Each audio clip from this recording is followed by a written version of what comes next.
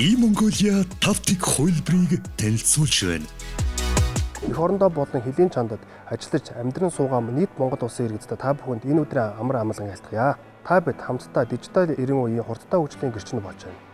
Дэлхийг Starlink-ийн хиймэл дагуулаар бүрхгийг харж 5G сүлжээ нэвтэрч iPhone гар утасны 17 үеийг хэрэглэж залуус маань e-спортын дэлхийн цомын авраг болохыг харлаа.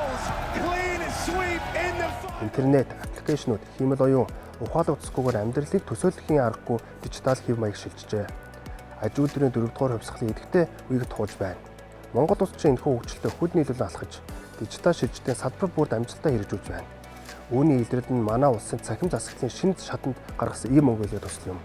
Одоогоос 5 жилийн өмнө Монгол улс нэгдсэн үндэстэн байгууллагын 193 гишүүн улс орнуудаас цахим засаглалын индексээр 92 дугаар байранд жагсаж байсан. 5 жилийн дотор 46 байр урагшилсан өсрөнгүй амжилтыг гаргажээ. Энэ бол та бидний хамтын зүтгэлийн үр дүн. Өнгөрсөн 5 жилийн хугацаанд та бид хамтдаа цахим хөгжлийн багц суулгуудыг баталж, цахимжилтанд чөдөр болж байсан 109 хуулийн зүйл заалтууд өөрчлөлт оруулсан. Монголчууд нэгдсэн үедээ юу бүтээж чаддгийн тод жишээ бол E-Mongolia юм.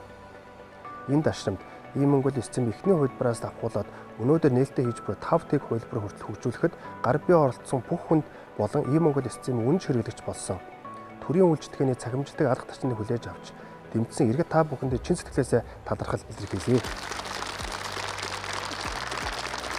Иргэн таны оролцоо, дэмжлэгийн үр дүнд төрийн байгууллагуудын үүдэн зогсдог ойчрол дараалал алга болж, төрийн үйлчлэгээ алганд багтаг болж байна. Засгийн газраас иргэдийн оролцоог төрийн шийдвэр гаргалтанд тусгай онцгойлон анхаарч, E-Mongolia системээр дамжуулан энэ жил анх удаа 2026 оны төсвийн төсөлд иргэдээс санал авлаа.